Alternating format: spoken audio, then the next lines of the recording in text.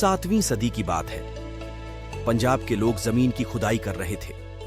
वहां उन्हें जमीन के नीचे बनी बनाई ईंटें मिल गई। उन लोगों ने इसे भगवान का चमत्कार माना और वे लोग उन्हें तो का इस्तेमाल अपना घर बनाने में करने लगे। लेकिन उन लोगों को क्या पता था कि जिन्हें ईंटें का इस्तेमाल कर रहे हैं वह ईंटें उन्हें अतीत के एक ऐसे दौर में ले जाएंगे जहां कभी हजारों साल पहले हम जैसे ही दूसरे लोग एक खुशहाल जिंदगी जीते थे। 1921 में जब फिर से पंजाब में खुदाई की गई तो जो सामने आया वह भारत की एक बहुत पुरानी सभ्यता के अवशेष थे। अब तक हमने सिर्फ कहानियों में सुना था कि भारत का इतिहास बहुत पुराना है, लेकिन यह पहली बार था जब हमें इसके सबूत मिल रहे थे। इस खोज ने हमें इजिप्ट और मेसोपोटामिया की प्राचीन सभ्यताओं के साथ ला खड़ा कर दिया। शुरुआत में इस सभ्यता की जितनी भी बस्तियां खोजी गई थी वे सभी सिंधु नदी के किनारे पर मिली थी। इसीलिए इस सिविलाइजेशन को नाम दिया गया सिंधु घाटी की सभ्यता। आज 30,000 साल पहले सिंधु घाटी अपने शिखर पर थी। उस दौरान इस सभ्यता में करीब 5 मिलियन लोग रहते थे। सिंधु घाटी सभ्यता की खास बात यह है कि यह पहली अर्बन सिविलाइजेशन थी, यानी पहली बार हमारी दुनिया में शहरों का निर्माण हो रहा था। इससे पहले लोग छोटे छोटे गांव में रहते थे। वक्त बीतता गया और फिर छोटे छोटे कस्बे बनाए गए और फिर इन लोगों ने शहरों का निर्माण कर दिया। ऐसे शहर जिन्हें केयरफुल्ली प्लान किया गया था। इन शहरों के मकान पकी हुई ईंटों के बने हुए थे। इन शहरों में कम से कम 3,000 लोग ऐसे थे जो ऐसे घरों में रहते थे जहां बाथरूम और टॉयलेट बने हुए थे। क्या आप इमेजिन कर सकते हैं, आज से 4,500 साल पहले इतनी आधुनिक चीजें वजूद में आ गई थीं। सिंधु घाटी सभ्यता के जो घर थे उन घरों के आकार में काफी फर्क था। इससे यह पता चलता है कि जो अमीर लोग थे वह बड़े घरों में रहते थे और समाज के गरीब लोग छोटे घरों में रहते थे। घरों के पानी को निकालने के लिए नालियां बनी हुई थीं। यह नालियां गली की मेन नाली से जाकर मिलती थीं। इसलिए आप यह अंदाजा लगा सकते हैं कि उस जमाने के लोगों को भी सफाई वगैरह की अच्छी समझ थी। जाहिर सी बात है, हजारों साल पहले इन लोगों ने अपने आप को काफी विकसित कर लिया था और ये लोग एक बेहतर जिंदगी जीना सीख चुके थे। सिंधु घाटी सभ्यता जो बड़े शहर थे वे थे हड़प्पा और मोहनजोदारो। इस सभ्यता में जो गांव के लोग होते थे वह पशुपालन और खेतीबाड़ी करते थे और शहर में रहने वाले लोग तो दूसरे देशों के साथ व्यापार तक करते थे।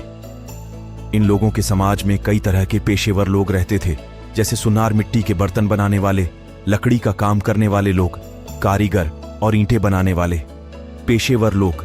सिंधु घाटी सभ्यता में खुदाई के दौरान औरतों की मूर्तियां भारी मात्रा में मिली है। ऐसा हो सकता है कि इन लोगों के समाज में औरतों की दशा काफी अच्छी थी, औरतों की काफी इज्जत करते थे। माना जाता है कि सिंधु घाटी के लोग काफी धार्मिक थे। ये लोग मातृ देवी की पूजा करते थे और मूर्ति पूजा भी करते थे। लेकिन टेंपल जैसा कोई बड़ा स्ट्रक्चर खुदाई के दौरान वहां से नहीं मिला है। हिस्टोरियंस मानते हैं कि लोग मंदिरों में नहीं, खेतों वैघरों में पूजा करते थे।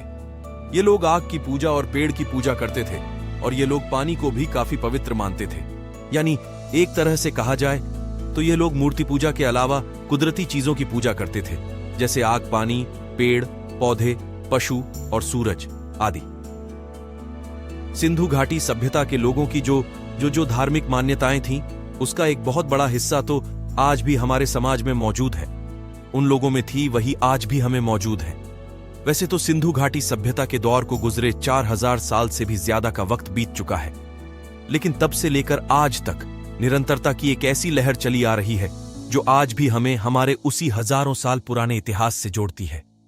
यानी हम भारतवासी आज भी अपने हजारों साल पुराने पास्ट को जी रहे हैं और यह हमारे लिए अपने आप में ही बड़ी खुशी की बात है। कुछ 4,000 साल पहले यह सभ्यता मिटने लगी थी। ऐसा कैसे हुआ कोई नहीं जानता। इस महान सभ्यता का अंत कैसे हो गया, इसको लेकर इतिहासकारों की अलग अलग राय है।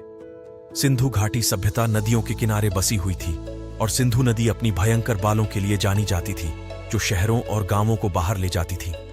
बहुत से हिस्टोरियंस ये मानते हैं कि बाढ़ से इस सभ्यता का अंत हो गया, लेकिन कुछ कहते हैं कि नहीं, सिर्फ बाढ़ से इतनी विशाल सभ्यता का अंत नहीं हो सकता। इसीलिए वह और भी बातें कहते हैं। वे कहते हैं कि इन शहरों में कोई बड़ी महामारी फैली होगी जिससे शहरों की आबादी खत्म हो गई। भी माना जाता था कि यहां शायद भारी जलवायु परिवर्तन हुआ होगा, जमीन सूखती गई और खेतों में रेगिस्तान छा गया होगा और यहाँ रहना दुश्वार हो गया होगा। कुछ मानते हैं कि यहाँ विदेशी लोगों का हमला हुआ था, लेकिन ज्यादातर इतिहासकार बात से इनकार करते हैं क्योंकि खुदाई के दौरान हथियार कुछ ज्यादा नहीं मिले हैं। इतिहासकार मानते हैं कि ऐ सभ्यता अंतिम दौर में बड़ी खुशहाल थी, तो फिर ऐसे में कैसे यह सभ्यता खत्म हो गई। कुछ लोग तो यहां तक कहते हैं कि इस सभ्यता का अंत अचानक किसी ऐसी घटना से हो गया जिसकी इतिहास में कोई व्याख्या नहीं मिलती। ऐसा लगता है कि मानो यह सभ्यता किसी एक वजह से खत्म नहीं हुई होगी। पहले सिंधु नदी में बाढ़ आई होगी जिससे बड़ी तादाद में लोग मर गए। खाने पीने के सामान की भारी कमी हो गई। लाशों के सड़ने से कोई महामारी फैल गई होगी जिससे और भी लोग मरने लगे होंगे, और जो लोग बच गए होंगे वे अपने घरों को छोड़कर दूर जाकर बस गए होंगे। इसलिए विशाल सभ्यता का अंत हो गया होगा।